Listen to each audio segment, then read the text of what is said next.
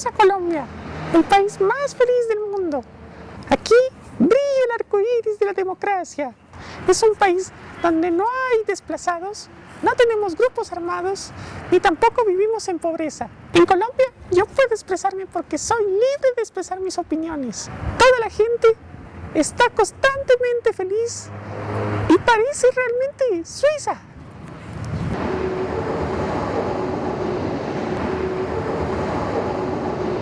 Desde aquí, reportando Wikimao.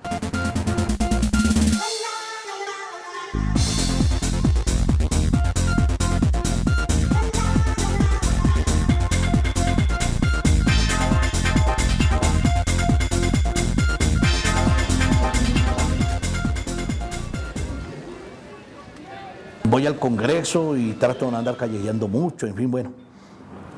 Vida nocturna cero, todas esas cosas cero. Total que paso por la Plaza de Bolívar y a los 5 minutos me llama una persona a echarme las amenazas que siempre.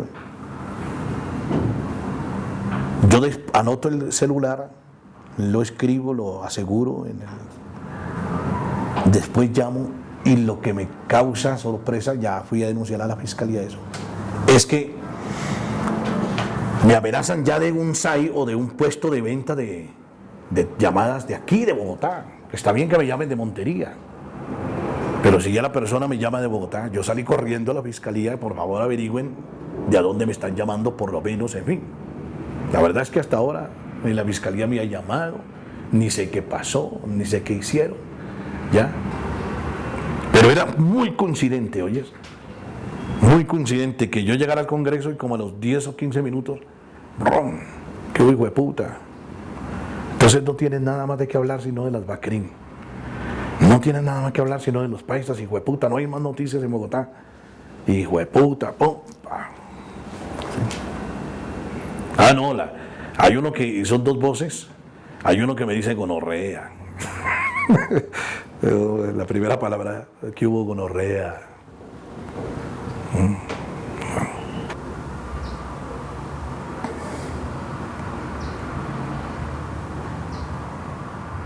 Hay autocensura en Colombia por producto de la presión de grupos armados legales o ilegales, pero la mayor parte de autocensura en Colombia se produce básicamente por las condiciones de trabajo de los periodistas. Es decir, por el tema de la desregularización laboral de los periodistas colombianos. Hoy día la mayor parte de periodistas en Colombia no ganan salarios, ni siquiera honorarios, sino que son concesionarios de espacios de radio y de televisión. Esto quiere decir que en la práctica los periodistas colombianos pagan por trabajar, le pagan al empresario del medio para hacer el noticiero o el programa de opinión. Y en muchas partes del país el mayor pautante es el Estado, es decir, las alcaldías o gobernaciones dan esos aportes y resulta que obviamente pues son fuentes de los periodistas y son fuentes que le están dando el dinero para pagarle a los empresarios y poder trabajar. El mayor nivel de autocensura yo diría que viene de ahí, tiene que ver con el tema de la publicidad. Si los periodistas colombianos ganaran salarios como exige la norma, si estuviera separado el tema del nivel de los ingresos del trabajo periodístico, como exige la ética periodística, se mejoraría la calidad de la información en Colombia y de hecho los periodistas no se autocensurarían. De hecho yo diría que el Estado es el mayor extorsionista de los periodistas en Colombia, porque mientras niega condiciones laborales establecidas en convenios, en el Código Laboral y en convenios internacionales, por otra parte extorsiona a los periodistas al momento de entregar la publicidad. Periodista que no tenga una actitud abyecta frente al funcionario que le da el dinero pierde la publicidad.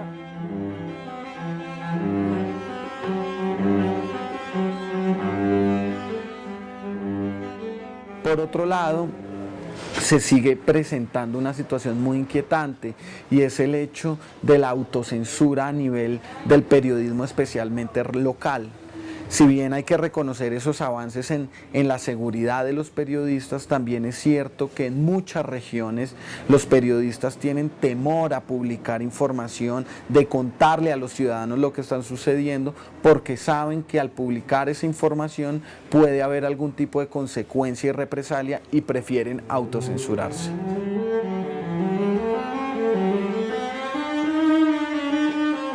grave es cuando a usted, para poder trabajar, tenga que autocensurarse. Es decir, esta noticia no es conveniente, esta presentación no puede hacerse, esto generaría de pronto que el patrocinador se pierda, o lo ponen a justificarlo al periodista en objetivo en cosas como, por ejemplo, eso no se vende. Entonces es el problema de la calidad del periodismo que ha reducido al producto que desea comprar el mercado. Todo medio de comunicación tiene que tener una ética profesional, pero también esa ética tiene una identidad política. Mi periódico es de identidad liberal, pero también tiene una orientación política de manera que uno pueda también defender lo bueno, criticar también lo malo. Pero hay medios de comunicación que son demasiado extremistas y no es bueno los extremos, que se van para la izquierda, se van para la derecha, elogian mucho al alcalde del pueblo porque les da la pauta, pero desconocen también otros actos de corrupción del mismo funcionario.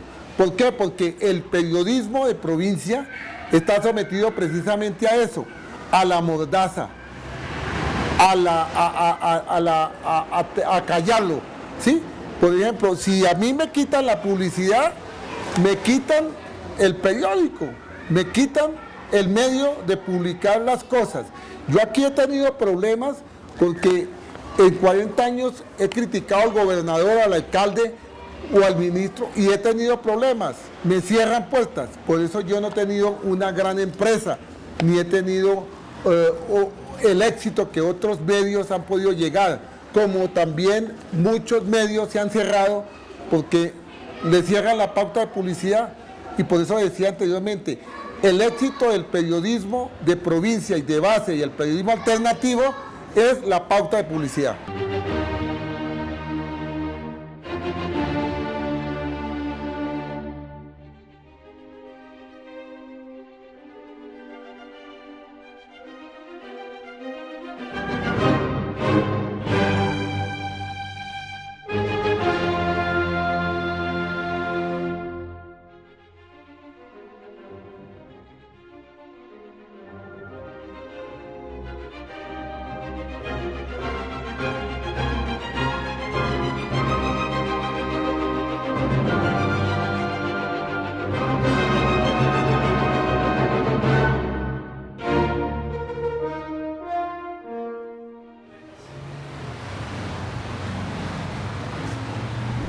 Bienvenidos.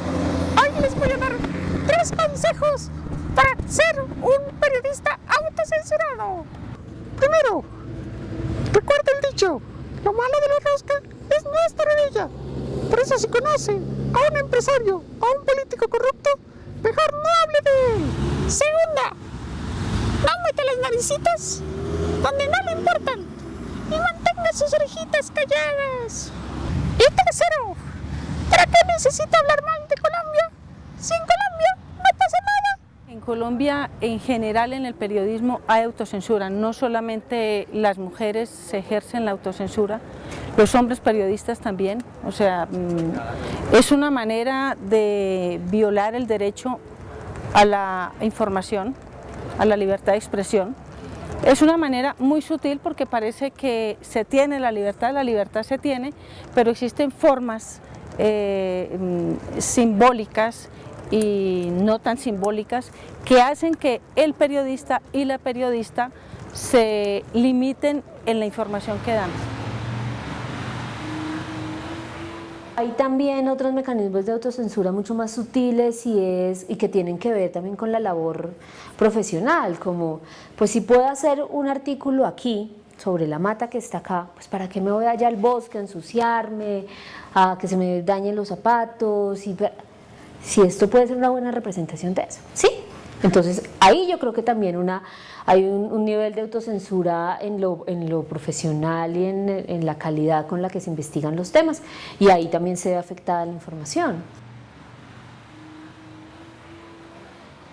Yo creo que la censura en el periodismo es previa, que un director o un subdirector o un editor te diga qué sacar o no sacar, o el dueño de un medio te diga qué sacar o no.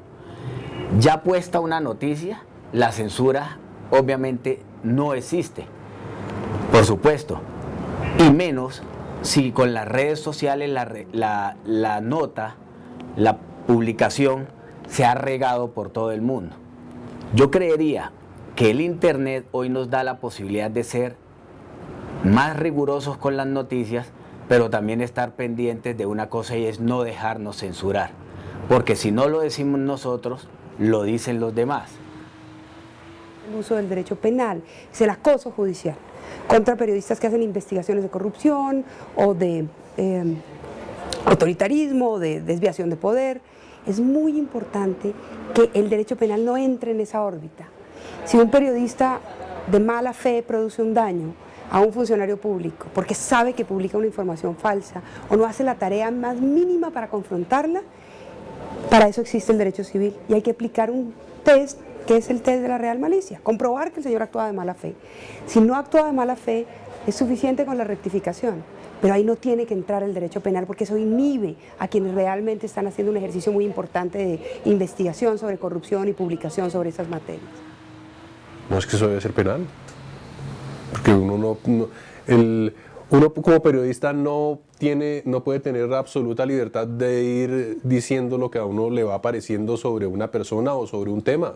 Para eso tiene que estar la información sustentada y uno tiene que poderlo probar. Si uno dice que esta persona es un ladrón, no basta con decir que sea un ladrón porque a mí me parece. Yo tengo que tener las pruebas para demostrar que esa afirmación es cierta. De manera que pues, eso tiene que estar regulado. Porque si no, todo el mundo hablaría mal de todo el mundo así de una manera muy alegre. Y pues eso no me parece que esté bien. La injuria y la calumnia se pueden utilizar como mecanismo contra la libertad de opinión, ¿sí? Entonces, que sea una forma de callarlos y se habla como de judicializar a la prensa.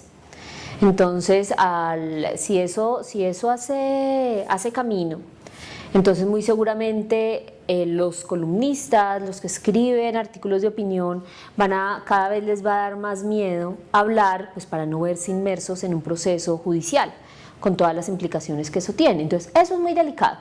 O sea, si esos artículos que están contemplados en la legislación colombiana se vuelven una herramienta para coartar la libertad de expresión, es una cosa muy compleja y que obviamente iría completamente en contra de lo que, pues de todo este camino y de esta lucha por la libertad de expresión.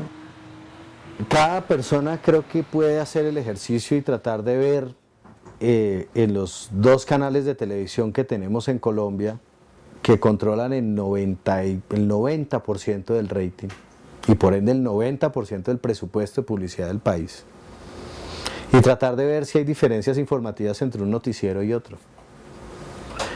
Al perder esas diferencias informativas están unificando un discurso y esto creo que impide que llegue información. Primer aspecto. El segundo aspecto es que el formato o la mayor parte informativa está en el formato de noticiero. ¿Esto qué implica? Que cosas trascendentales como una liberación, una masacre o cosas importantes del día a día se cuentan en 1 segundo, 3 segundos, una nota máximo de 1 minuto.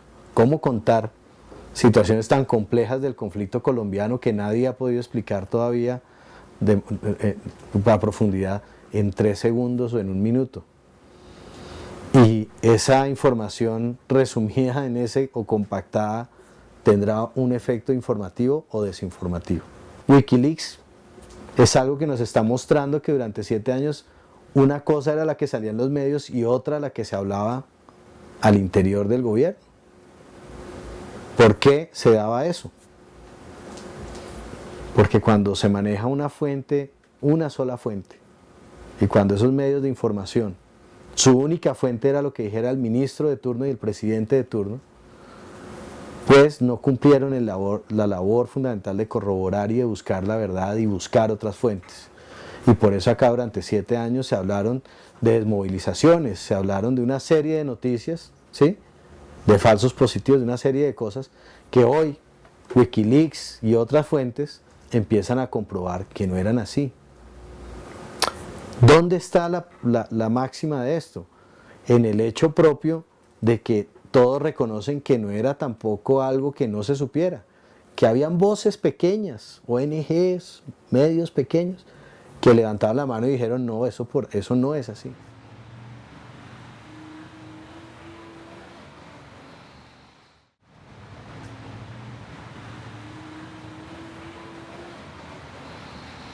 Colombia es de los pocos países de América Latina, incluso y obviamente del mundo, que tiene muy pocos canales de información, especialmente en televisión. Tenemos 2 canales privados y, por supuesto, tener tan pocas alternativas de información para los ciudadanos, pues obviamente restringe su derecho a estar informados.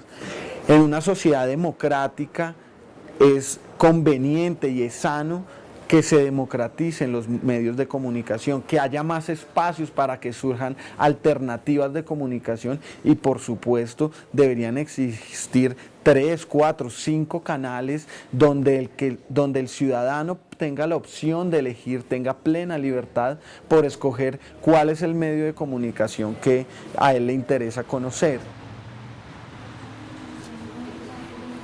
Los periodistas colombianos somos objeto de una andanada agresiva por parte de grupos armados ilegales y por el propio Estado. Nos atacan los grupos paramilitares de extrema derecha, las guerrillas de izquierda, los narcotraficantes, la policía, el ejército y el DAS. Nos atacan igualmente en ocasiones los ciudadanos del común. Es frecuente, por ejemplo, que en manifestaciones los periodistas seamos agredidos tanto por manifestantes como por la propia policía. Pero en la medida que el panorama de la guerra ha ido cambiando en Colombia, que la guerrilla ha sido llevada militarmente hacia sus retaguardias, hemos encontrado que ha subido el nivel de agresión del Estado contra los periodistas y el de las llamadas bandas criminales, nombre que no me gusta utilizar, BACRIM, porque finalmente son grupos paramilitares que no se desmovilizaron y sencillamente utilizaron una razón social distinta. Me han pedido que le haga una llamada a un colega periodista. Para la llamada no debo tartamudear ni durar más de 49 segundos. Señora, ¿es usted la mamá de fulanita de tal? Pues le cuento que no nos dejó otra salida. Se le dijo de todas las formas y usted no quiso hacer caso. Ahora ni camionetas blindadas ni caritas chimbas le van a servir.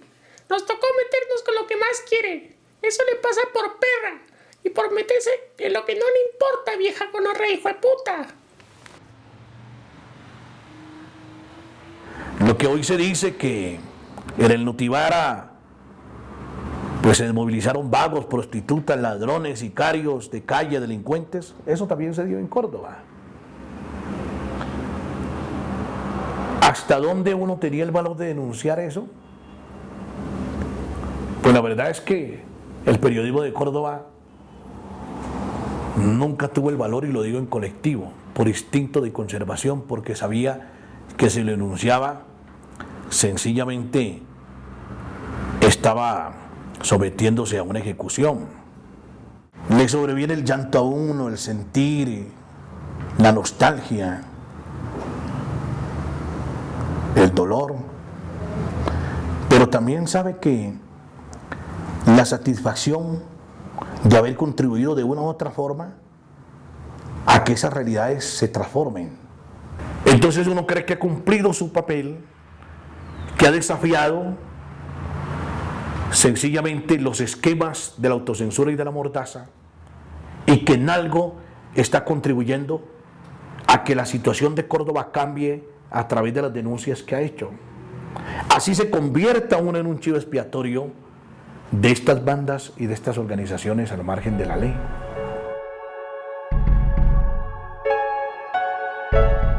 Pues bien, parte del objetivo de esa cacería, como aparece en el caso Puerto Asís, que es con el que rotuló el aparato de inteligencia de Álvaro Uribe el caso Holman Morris, parte de los trabajos de inteligencia, además de hacer un seguimiento detallado de cada presentación y de cada programa que emitíamos casi desde el propio 2005 o 2003, pues tenía algo muy curioso entre sus acciones, y era también bloquear económicamente la posibilidad de financiación.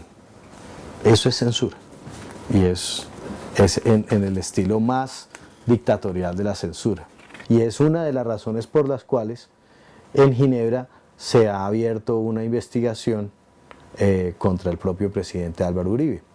¿Cómo hemos vivido nosotros esa libertad de prensa durante estos años? Pues tengo que hablar que la hemos vivido con un ataque permanente, con una censura que en el caso de Contravía viene de una forma gigantesca del propio Estado, del propio gobierno de turno, que fue el gobierno de Álvaro Uribe. Claro que adicionalmente recibíamos, para completar la torta, amenazas de los diferentes grupos armados. Y es así como acá llegaron correos electrónicos, nos llegaron coronas fúnebres y amenazas de todo índole, tratándonos de guerrilleros, amigos de la guerrilla, en fin, las cuales eran dirigidas directamente a Holman como director y cara del programa, y las cuales lo obligaron a él a ir al exterior a pedir un poco de protección para su trabajo y a tener que moverse y salir del país eventualmente para protegerse o para apaciguar el estado de amenaza en que se vivía. En una oportunidad yo recuerdo que aquí se planteó un foro sobre la problemática de la droga en América Latina. Entonces se habló de la despenalización, se habló de un acuerdo internacional, se habló de yo hice 2 o 3 entrevistas. Y el tipo que me dice gonorrea llega y me llama, me dice: hasta por fin gonorrea nos está dando la razón. Yo le digo: ¿razón en qué? Me dijo: no, ahí te escuchamos. Ese es el cuento, hermano, esa vaina, pero a nosotros no nos interesa la despenalización ni qué mierda. Pero en todo caso, bueno, por lo menos, hijo de puta, no nos atacaste, y pum, me colgó.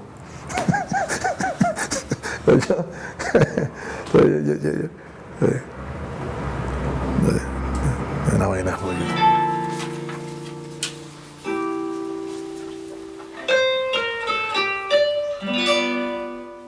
Yo autocensura nunca me he tenido que autocensurar. Sí hay que, digamos, el periodista sí se tiene que ajustar a las políticas editoriales del medio, pero que yo haya tenido que censurarme, no lo he sentido. O que me hayan censurado una nota en el medio en que trabajo, no ha pasado.